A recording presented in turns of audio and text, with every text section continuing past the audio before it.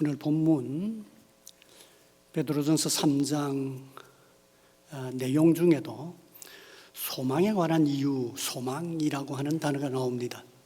그리고 본문에 포함되어 있지는 않지만 조금 지나면 20절에 노아의 날 방주를 준비할 동안 하는 표현이 나옵니다. 이 두 표현을 염두에 두고 오늘 본문 속에서 종말이라고 하는 이 단어를 우리가 자연스럽게 떠올릴 수 있을 거다 하는 생각을 갖게 됩니다. 우리가 지난 2년 이상 이처럼 코로나 팬데믹 때문에 어려움을 겪고 또 한편으로는 기후의 변화, 환경의 변화, 재해, 재난 등등을 경험하고 있습니다. 때에 따라서는 전체주의적인 국가들 가운데 기독교에 대한 새로운 박해가 깊어져 가는 것을 우리가 안타깝게 생각해 오고 있습니다. 뿐만 아니라 강대국들 사이의 갈등이 깊어지는 여러 모습들을 우리가 목도하고 있습니다.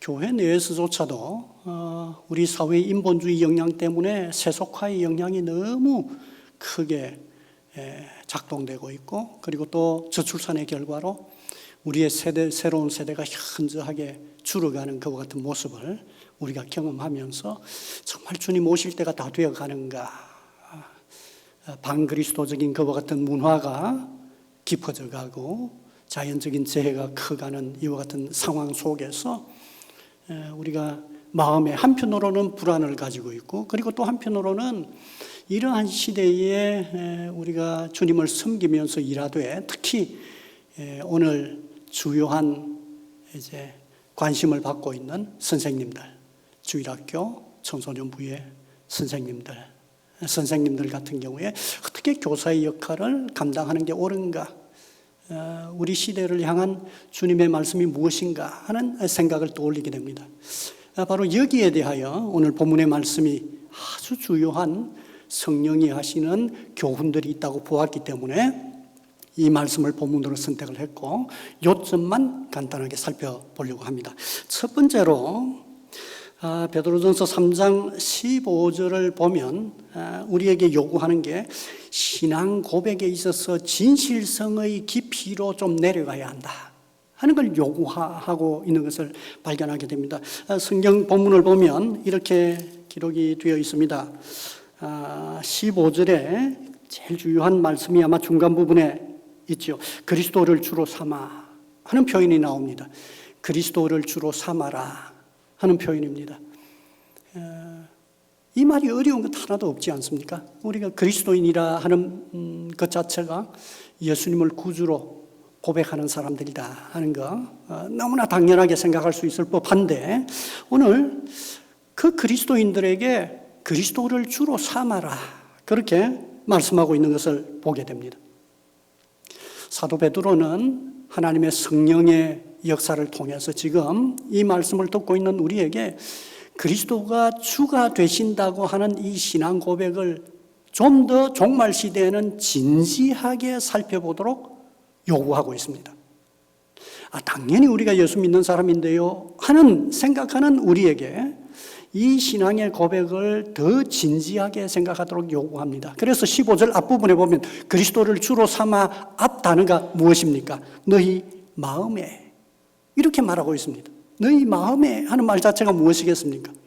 오늘날 우리가 스마트폰으로 얻게 되는 수많은 정보, 책을 통하여서 얻게 되는 지식, 이것보다도 훨씬 더 깊은 차원을 뜻하는 거죠. 너희 마음에, 너희의 존재의 중심으로부터, 너희가 나라고 말하는 가장 깊은 자아로부터 그리스도를 주로 삼아라 그렇게 말합니다. 그래서 다른 나라 번역 성경 중에 하나는 너희 마음에 하는 이 표현을 온 마음으로 그리스도가 주가 되심을 인정하라 그렇게 번역하고 있는 성경도 있습니다. 너희 마음으로 그리스도가 주가 되도록 이렇게 요구할 뿐만 아니라 그리스도가 주가 되신다고 하는 게 행동을 통하여서도 명확하게 표현되도록 요청합니다. 그래서 다시 15절 보십시오. 너희 마음에 그리스도를 주로 삼아, 다음 단어입니다. 거룩하게 하고 하는 표현입니다. 거룩하게 한다고 하는 그 의미가 무엇이겠습니까? 구별한다 하는 것 같은 의미도 되겠고, 또 다른 말로 말하면 그분을 존귀하게 여겨 영화롭게 하고 그분께 예배하는 섬김을 요구하는 것 같은 표현이 또한 거룩하게 하고 하는 이 표현과 동일합니다. 그리스도를 우리 시대에 알고 있는, 우리가 문화 속에서 알고 있는 어떤 사람들과 나란히 세우는 게 아니라 명확하게 구별하고 그리스도가 주가 되신다고 하는 사실을 인정하고 그분께 영광을 돌려드리고, 그리고 또한 그분을 섬기는 명확한 삶을 살도록 요구합니다. 그래서 그리스도가 주가 되게 하실 뿐만 아니라 거룩하게 하라 하는 것과 같은 말씀이 따라오는 것입니다. 종말의 시대는 그리스도를 주로 인정하기가 참 어려운 시대입니다. 종말 시대는 더 많은 사람들이 그리스도가 주라고 하는 것을 인정하지 않으려고 하는 시대입니다. 그리스도의 주 되심을 거부하는 반역의 시대가 바로 종말의 시대입니다. 그분을 영화롭게 하고 그분을 특별하게 구별하여서 그분께 예배하고 그분을 영화롭게 한다고 하는 것을 조롱하는 시대가 바로 종말의 시대입니다.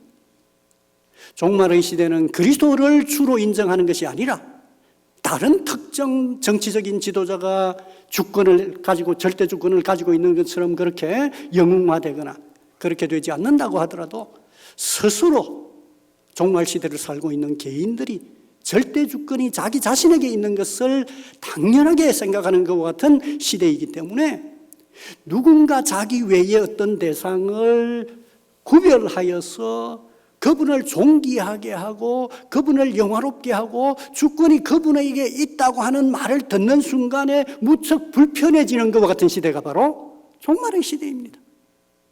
종말의 시대입니다. 그 고백 자체를 어색하게 생각하는 그와 같은 시대가 바로 종말의 시대입니다. 그러므로 마치 우리의 형편을 잘 알고 있는 것 마냥 오늘 하나님의 말씀은 종말의 시대에 교사의 과제이면서 또한 동시에 교사가 가르쳐야 할 그 깊이에 대하여서 말합니다. 종말의 시대는 어쩌면 급한 시대이기 때문에 많은 것을 가르칠 수 없을 수도 있습니다. 그러므로 더욱더 그리스도가 주가 되신다고 하는 것을 진실되게 마음으로 고백할 수 있고 삶을 통해서도 구별하여서 그분을 섬길 수 있는 이와 같은 신앙 고백의 진실성과 깊이를 종말 시대의 교사도 가져야 할 뿐만 아니라 교사들이 가르치는 그 대상들에게 수행해야 할 첫 번째 가장 중요한 과제가 된다 하는 사실을 바로 오늘 이 말씀을 통해서 확인할 수 있게 되는 것입니다. 종말의 시대는 새로운 많은 것이 필요한 시대가 아닙니다. 성경의 전반에서 종말의 시대는 더욱더 핵심에 충실한 그와 같은 가르침이 있어야 할 시대입니다. 종말은 어떤 시대입니까? 우리가 곧 주님을 볼 수도 있는 시대입니다. 그분이 정말 절대 주권을 거침없이 행사하시면서 통치하시는 세계 안으로 들어가는 시대가 바로 종말의 시대입니다. 그러므로 그때 그리스도가 주가 되신다고 하는 것을 마음으로 수납할 수 없고 그리스도가 주가 되신다고 하는 것을 이렇게 섬기고 고백할 수 없는 사람이라고 하면 무척 불편할 수밖에 없는 시대가 바로 곧 다가오고 있기 때문에 그리스도가 주가 되신다고 하는 게 가장 중요한 핵심이 된다고 하는 사실을 첫 번째 확인합니다. 두 번째는 종말의 시대는 신앙의 내용에 대한 확신과 고백을 요구하는 그와 같은 시대입니다. 베드로전서 다시 3장 15절 뒷부분을 한번 보십시오. 이렇게 기록이 되어 있습니다. 너희 속에 있는 소망에 관한 이유라고 하는 말이 나옵니다. 소망에 관한 이유라고 하는 말이 나옵니다. 이 소망에 관한 이유라고 하는 말을 다른 말로 표현하면 바로 기독교 신앙의 내용이다. 그렇게 보면 되겠습니다. 우리가 소망하는 것이 무엇입니까? 그것은 우리의 온전한 구원과 행복이죠. 우리에게 어떻게 온전한 구원과 행복이 오게 되는가 하는 것을 설명하는 이유, 근거, 그게 무엇입니까? 기독교 신앙의 가르침입니다. 가르침의 내용이라 그렇게 말씀을 드릴 수가 있겠습니다. 그래서 소망의 이유 이렇게 번역한 성경도 있고 또 다른 나라 말 성경에는 소망의 근거 그렇게 설명하고 있습니다. 내가 구원에 대하여서 확신하고 있는 것과 같은 소망의 체계, 근거 이유입니다. 그럼 이 근거와 이유, 기독교 신앙의 체계라고 할 때 이게 단도직입적으로 구체화시켜서 말한다면 무엇이라고 말할 수 있겠습니까? 그것은 바로 우리 장로교회가 고백문서로 받아들이고 있는 웨스트민스터 신앙고백서, 대교리 문답서, 소교리 문답서 이런 신앙을 설명하고 있는 이와 같은 내용들도 명확한 여기에 나오는 소망에 관한 이유가 되겠습니다. 그런데 이 소망에 관한 이유에서 우리가 주목해야 하는데 이러한 기독교 신앙의 내용이 어떤 경우에 소망이 될 수 있습니까? 마음속에 그 기독교 신앙의 내용에 대한 확신이 있어야만 소망의 이유가 될 수 있습니다. 소망의 근거가 될 수 있습니다. 이게 우리의 마음속에 확신의 내용이 되지 못하게 되면 소망의 이유가 아니라 미래를 생각할 때마다 불안의 근거가 될 겁니다. 그러나 미래에 관하여서 명확한 확신이 있다고 하면 미래가 불안의 시간이 아니라 바로 소망의 시간이 되는 것입니다. 소망의 시간이 되는 것입니다. 기독교 신앙이 우리의 마음속에서 소망이 될 수 있으려고 하면 확신 없이는 안 되는 겁니다. 이 확신은 어떤 경우에 발생합니까? 첫째로는 내가 증거를 가지고 있을 때, 내가 체험했을 때, 내가 경험한 일에 대하여서는 내가 확신을 가지고 얘기하지 않습니까? 이 일반적인 경우입니다. 성경에 있어서 확신은 무엇입니까? 그것은 바로 우리가 소망의 내용, 미래에 대하여 가지는 이 소망의 내용이 명확하게 하나님의 의지, 하나님의 말씀의 기초에 있을 때 우리는 확신을 가질 수가 있습니다. 하나님은 신실한 분이시고 그분의 의지를 아무도 방해할 수 없고 그분이 말씀하신 것은 명확하게 이루어질 수밖에 없는 것이기 때문에 거기에 빗대어서 하나님의 성품과 그분의 의지와 그분의 명확한 말씀을 알게 될 때 그 미래의 내용은 우리에게 불안이 아니라 확신의 근거가 되는 것입니다. 기독교 신앙의 내용이 정보의 내용 정도로 머물러서는 안 됩니다. 종말 시대는 이처럼 정말 소망이 될 수 있는 수준까지 깊어져야 할 이게 필연적이고 정말 중요한 시대가 바로 종말의 시대다 그 말입니다. 이렇게 깊어질 뿐만 아니라 바깥으로는 우리가 앞에서도 깊어질 뿐만 아니라 거룩하게 하고 마음에 거룩하게 하고 이렇게 말하지 않았습니까? 이 내용에 있어서도 마찬가지입니다. 너희 마음의 소망이 될 뿐만 아니라 바깥으로는 어떻게 하라고 요구하는가 하면 여러분 15절 뒷부분에 보십시오. 묻는 자에게 대답할 것을 항상 준비하라. 그렇게 말합니다. 이 소망의 이유에 대하여 묻는 자들에게 대답할 것을 준비하라.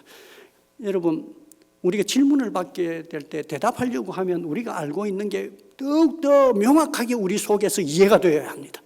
정리가 되어 있는 지식이어야 합니다. 다른 사람들이 말할 때 왜 그 내용이 우리에게 소망이 되는지, 그 의미가 무엇인지 확신을 가지고 설명할 수 있는 수준이라야 묻는 자에게 답을 할 수 있습니다. 무엇인가 알듯 말듯한데 이렇게 해서는 대답을 잘 할 수가 없습니다. 정리된, 명확하게 정리된 그와 같은 이해를 요구합니다. 전도자는 무엇을 전도한다고 할 때, 증거할 수 있다고 할 때, 설명할 수 있다고 할 때 자기 자신이 왜 이 믿음의 내용이 소망이 되는지 말할 수 없다면 우리는 어떤 얘기밖에 할 수 없는가 하면 우리 교회 건물 좋다, 우리 목사님 좋다, 우리 교회 좋은 사람들 많다, 이 얘기, 겉에 얘기밖에 못해요. 왜 이게 복음인지, 왜 내가 믿음 생활을 하고 있는 것인지, 왜 나 자신의 삶의 세계관이 이러한지 설명할 수 있어야 된다는 것입니다. 이렇게 설명할 수 있으려고 하면 우리가 가르치고 또 배움을 받은 학생들이 가지고 있는 기독교 신앙의 내용이 더욱더 분명해야 합니다. 더욱더 분명해야 합니다. 그렇게 하시면 안 됩니다. 더욱더 분명할 뿐만 아니라 얘기할 때 아주 인상적입니다. 마지막 부분에 15절 뒤에 보십시오. 항상 준비하되 다음 온유와 두려움으로 하고 이렇게 말했습니다. 온유는 부드러움을 뜻하고 여기에 두려움은 상대방을 무서워해라 그 말이 아니고 그래서 주저하라 그 말이 아니고 진솔하게 말하고 그 말입니다. 그래서 다른 나라 말씀경에는요 한편으로는 온화함으로 또 다른 한편으로는 존중함으로 타인을 존중함으로 온화함과 존중함을 갖춘 채 소망에 관한 이유를 얘기해 주라고 그렇게 말합니다. 이게 어떤 경우이겠습니까? 아마 이 경우는 논쟁이라기보다는 논쟁이 필요할 때가 있습니다. 그러나 논쟁으로 사람의 마음을 얻기는 어렵습니다. 어떤 방법으로 사람의 마음을 얻게 됩니까?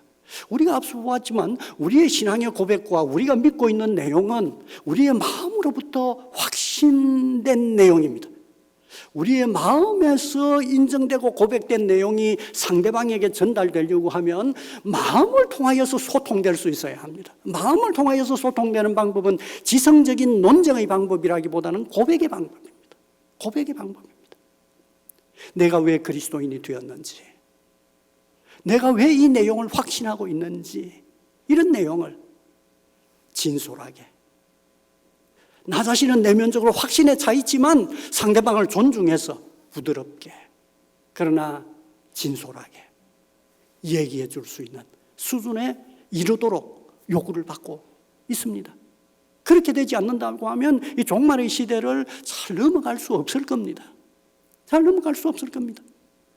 그래서 베드로 사도는 오늘 교사들 자신뿐만 아니라 교사로서 학습하고 있는 나로부터 배우게 될 그와 같은 아동과 청소년과 그리고 또 교회의 많은 분들이 다 교사로서 활동하지 않습니까? 구역에서도 구역장도 그렇고 많은 분들이 교사로서 활동하는데 어떤 방법으로 접근해야 하는지 우리에게 명확한 교훈을 주고 있다. 그렇게 보겠습니다. 요점이 무엇입니까? 내가 믿고 있는 내용, 기독교 신앙의 내용을 이 내용이 나의 마음속에 소망이 되고 있는가? 나에게 묻는 사람들에게 언제든지 대답할 말이 준비되어 있는가? 잘 정리가 되어 있는가?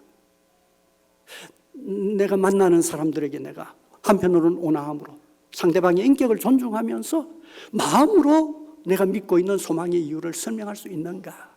이게 바로 그리스도인들이 갖추어야 할 가장 중요한 요건이 된다 하는 것입니다.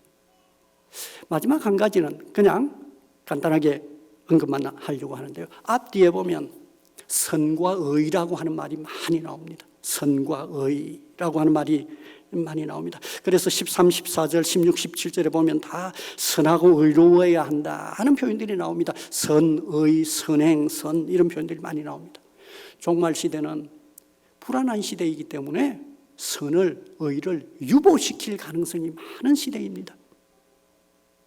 종말의 시대는 내가 선하고 의롭게 행한다고 하더라도 상대방이 호의적으로 받아주기보다는 오히려 적대적으로도 반응할 수 있는 시기입니다. 그래서 선과 의에 대하여 소극적인 태도를 가지기 쉬운 시대가 바로 종말의 시대입니다. 그런데 오늘 하나님의 말씀은 뭐라고 말합니까? 여기에서 적극적으로 선에 대하여 열심으로 선을 행하라. 혹은 의를 위하여 고난을 받으면 복 있는 자니 그렇게 말했고 선을 행함으로 고난받는 것이 하나님의 뜻이라 그렇게 말씀하시면서 종말의 시대에 상대방들이 비록 비그리스도인들은 우리가 가지고 있는 믿음의 내용에 대해서는 모릅니다. 공감할 수도 없습니다. 그러나 선과 의는 공감할 수 있는 것들입니다. 많은 경우에. 그러므로 그리스도인들에게 더욱더 선과 의를 열심을 다하여서 행하라. 그게 바로 교사의 과제이면서 또한 동시에 교사가 가르쳐야 할 가르침의 내용임과 동시에 가르침의 목표다 하는 것을 확신하게 그런 것입니다. 말씀을 맺겠습니다.